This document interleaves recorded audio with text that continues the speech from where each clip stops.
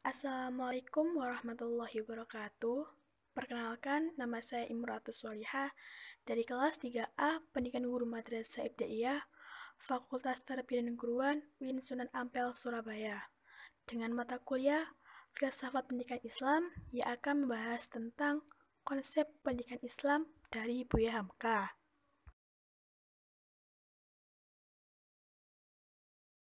Yang pertama yaitu membahas tentang biografi Buya Hamka. Haji Abdul Malik Karim Amrullah atau yang lebih dikenal dengan nama Hamka lahir di Sumatera Barat pada 13 Muharram 1326 Hijriah dari kalangan keluarga taat agama. Ayahnya bernama Haji Abdul Karim Amrullah, ibunya bernama Siti Safia Tanjung. Ayahnya termasuk salah satu tokoh gerakan pembaruan kaum muda dan tokoh Muhammadiyah.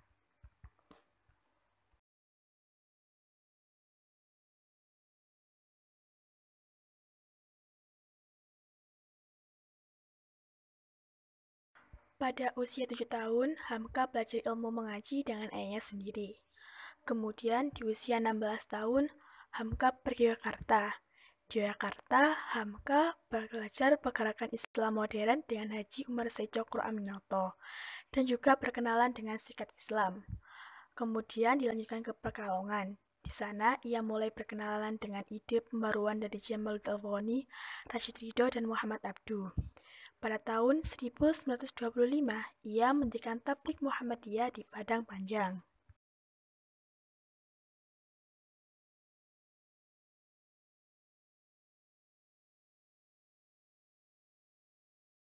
Pada bulan Februari 1927, Buya Hamka pergi Mekah untuk beribadah haji. Selama 6 bulan di sana, dia bekerja di media percetakan.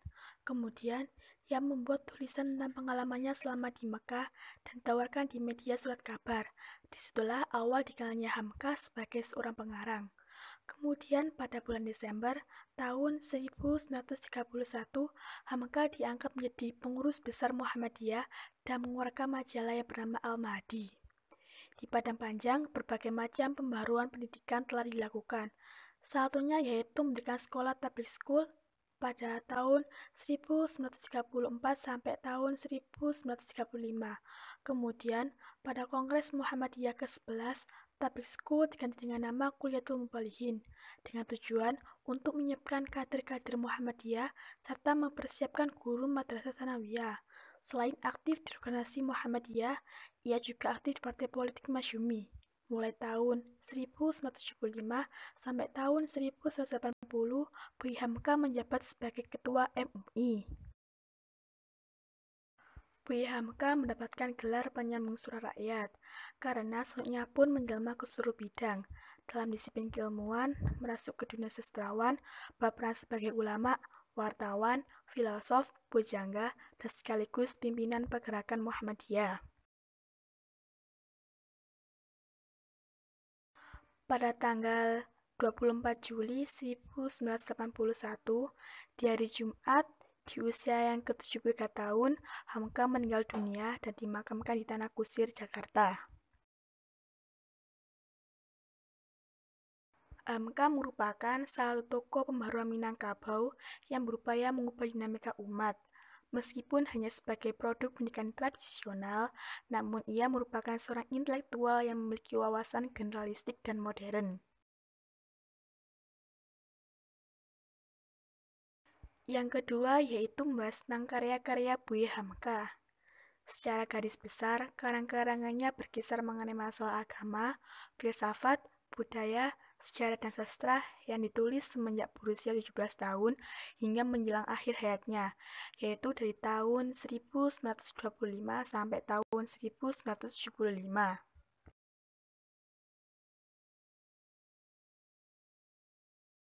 Karya-karya kepengarangannya pada tahun 1925 sampai tahun 1935 yaitu Katibul Ummah yang terdiri dari 3 jilid. Kemudian, karyanya di tahun 1935 sampai tahun 1942 yaitu Di Bulungan Ka'bah, Balai Pustaka, dan Tenggelamnya Kapal Van der Wijk. Karya-karyanya itu juga ada dipengaruhi oleh sastrawan Mesir, yaitu Mustafa Lutfi Al-Manfaluti, seperti Falsafah Hidup dan Lembaga Budi. Adapun satu karya terbesar Buya Hamka yaitu Tafsir Al-Quran Al-Azhar. Tafsir ini merupakan satu karya monumental yang memperlihatkan kedalaman ilmunya dalam bidang tafsir.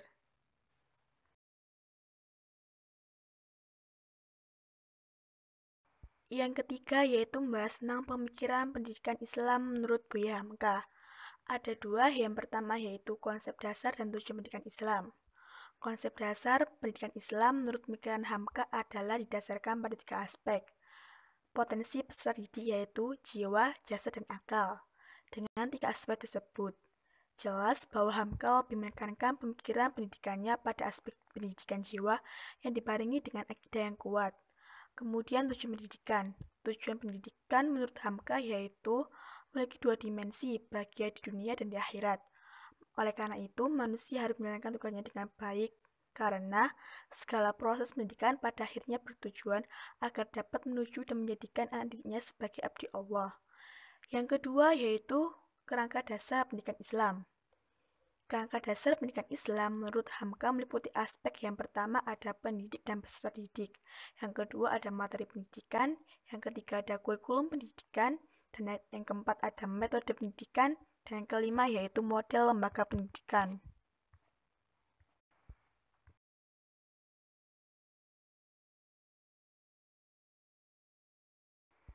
Yang pertama, pendidik dan peserta didik. Hamka mengungkapkan bahwa pendidik adalah sosok yang membantu, mempersiapkan, dan mengantarkan peserta didik untuk memiliki pengetahuan yang luas, berakhlak mulia, dan bermanfaat bagi kehidupan. Sosok pendidik menurut Hamka yang ikut bertanggung jawab dalam melaksanakan pendidikan yaitu orang tua, guru, dan masyarakat. Peserta didik merupakan orang yang secara akal budi masih kosong dan harus siap menampung, serta mengolah apa saja yang diajarkan oleh pendidiknya untuk kebaikan hidupnya ke depan. Menurut Buya Hamka, tugas dan tanggung jawab anak didik adalah berusaha semaksimal mungkin untuk mengembangkan potensi dan anugerah yang dimilikinya, serta semangat ilmu pengetahuan sesuai dengan nilai-nilai kemanusiaan yang telah dianugerahkan oleh Allah SWT melalui fitrahnya. Yang kedua ada materi pendidikan. Mengenai materi pendidikan, dalam pandangan Hamka, pada dasarnya berkisar antara ilmu, amal, akal, dan keadilan. Ketiga konsep tersebut sangat mendasari proses pendidikan tersebut. Yang pertama, ilmu. Menurut Hamka, ilmu terbagi 2 macam, yaitu ilmu yang bersumber dari wahyu yang mutlak kebenarannya dan ilmu yang bersumber dari akal manusia yang relatif kebenarannya. Kedua, amal dan akhlak. Ilmu yang hanya dibarengi dengan iman tidaklah cukup, namun harus pula dibarengi dengan amal, kerja, dan usaha. Ketiga, keadilan. Definisi keadilan adalah tegak di tengah. Keadilan adalah sebagai pertahanan yang mengikat hati dan menyebabkan orang takluk dan patuh dengan segala kerendahan hati. Pembagian materi pendidikan menurut Hamka yaitu ilmu agama, ilmu umum, ilmu kemasyarakatan, ilmu keterampilan, dan ilmu kesenian.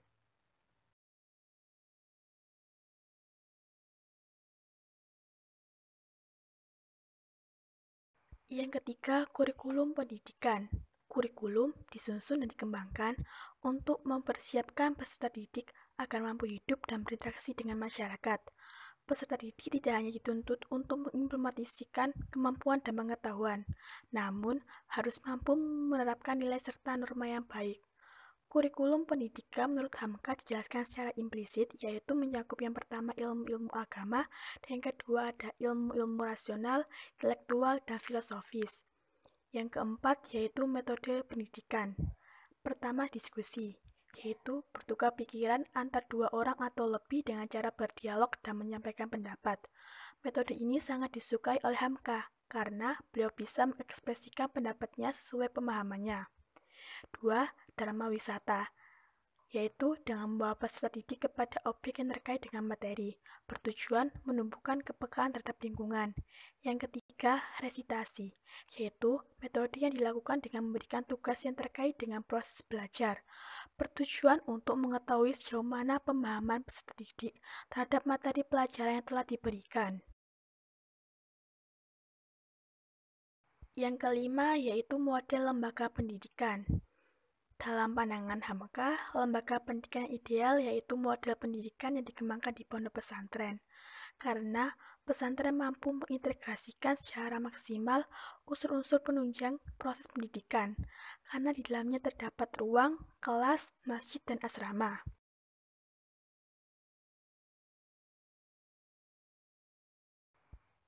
Keempat yaitu membahas tentang relevansi pemikiran Buya Hamka dengan pendidikan saat ini. Pemikiran Hamka dalam pendidikan Islam sebenarnya masih relevan dan mumpuni untuk dijadikan acuan pendidikan pada masa sekarang. Satunya yaitu contoh dalam hal tujuan pendidikan menurut Hamka. Memiliki keadaan masa sekarang yang serba mudah dengan keberadaan teknologi, mungkinkah munculnya manusia yang kurang bersyukur dan cenderung merasa puas. Padahal, manusia harus diajarkan untuk selalu bersyukur dengan kemudian yang ada. Selain itu, mulai berkembangnya budaya hedonis, hura-hura ingin selalu terlihat menonjol. Memungkinkan generasi muda Islam terjangkit budaya semacam ini, sehingga butuh treatment khusus untuk membalikan mereka pada jalan yang benar. Lewat rekonstruksi pemikiran Hamka inilah, terutama pada tujuan pendidikan Islamnya, kita bisa membawa kembali peserta didik kita untuk maksimalkan potensi keilmuannya pada arah yang baik, yaitu untuk menjadi hamba Allah yang taat, bersikap rendah hati, tawadhu, namun dengan tetap mengikuti perkembangan teknologi yang ada. Dari seluruh pemikiran Hamka yang terkait dengan kelima aspek kerangka dasar dalam pendidikan Islam, itu masih sangat relevan dengan kondisi saat ini, baik dalam menjawab tantangan serta kebutuhan pendidikan Islam saat ini, bahkan untuk masa yang akan datang. Salah satunya yaitu pada metode pendidikan. Saat ini, metode pendidikan yang digunakan dalam pendidikan masih menggunakan diskusi dan kemudian adanya resitasi atau penugasan.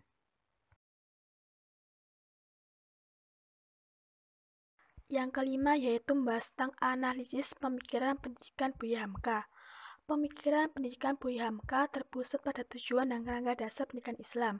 Hal ini dijelaskan pada buku karangannya yang berjudul Lembaga Hidup yang berisi tentang kewajiban kepada Allah dan juga tentang pendidikan. Kemudian, untuk buku yang berjudul Falsafah Hidup, ini berisi tentang ilmu, akal dalam berbagai aspek dimensinya. Kemudian, dari buku yang berjudul Memperbincangkan Dinamika Intelektual dan Pemikiran Hamka tentang Pendidikan Islam yang dikarang oleh Profesor Dr. Haji Samsul Nizar, Magister Agama, pembahasan pemikiran Hamka tentang kerangka dasar pendidikan Islam sudah sangat terstruktur.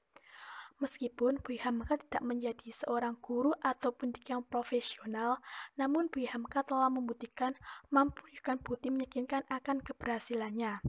Ia memancarkan secara keseluruhan sikap mendidik sepanjang hidupnya, yakni ketika beliau menjabat sebagai Ketua MUI. Sekian penjelasan dari saya, kurang lebihnya saya mohon maaf. Wassalamualaikum warahmatullahi wabarakatuh.